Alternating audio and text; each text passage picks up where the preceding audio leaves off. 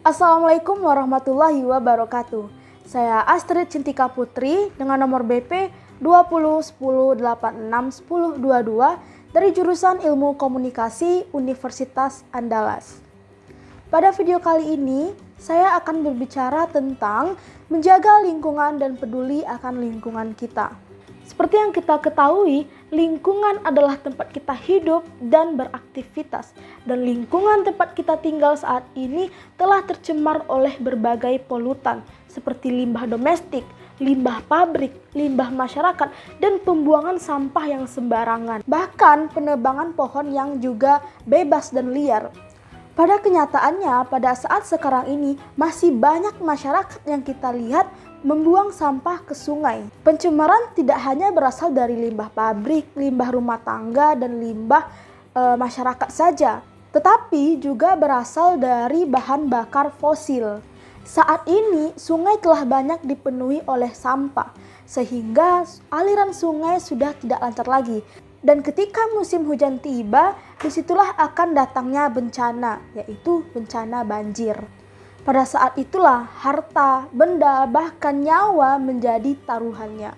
Ketika tanah telah penuh dengan limbah yang berbahaya seperti plastik, kotoran, dan sampah yang menumpuk, hal ini juga dapat menghadirkan masalah baru lagi. Ketika tanah tempat kita berdiri telah berkualitas buruk karena sampah, maka para petani tidak akan bisa lagi bercocok tanam karena kualitas tanah yang telah semakin buruk. Dan begitu juga dengan penebangan pohon yang liar dan penggundulan hutan. Lalu akan sampai kapan lingkungan kita ini akan seperti ini? Jika semuanya sudah rusak, maka bencanalah yang akan datang. Tidak akan ada air minum yang bersih, tidak akan ada lagi pohon yang menghasilkan oksigen, dan tidak akan ada lagi pohon yang akarnya dapat menyerap air dari dalam tanah. Oleh karena itu, kita harus bersatu dan bergerak untuk lebih mencintai dan peduli lagi akan lingkungan kita.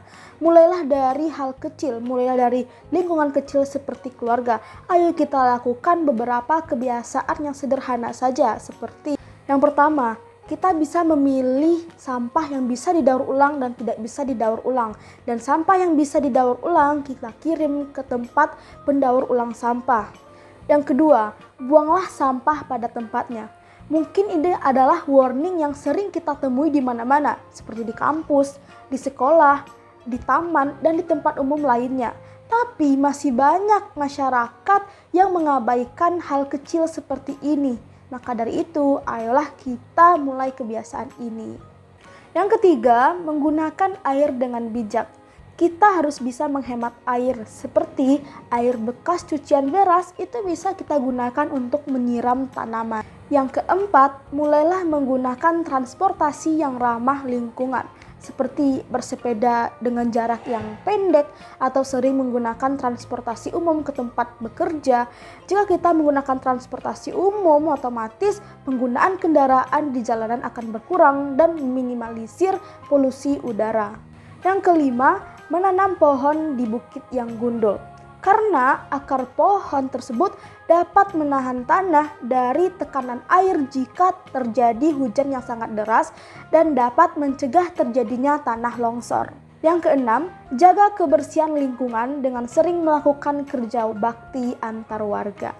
Sebagai penutup, saya ingin menekankan sekali lagi bahwa lingkungan yang bersih adalah kunci dari kesehatan. Kita tidak akan bisa hidup sehat jika lingkungan kita kotor. Mencintai lingkungan kita tidak harus dilakukan secara besar-besaran. 6 cara yang telah saya sebutkan tadi itu sangat cukup jika kita bisa membiasakan diri dan melakukan itu setiap hari. So, mulai sekarang jadikanlah kebersihan lingkungan menjadi kebiasaan kita. Sekian dari saya Astrid Cintika Putri. Assalamualaikum warahmatullahi wabarakatuh.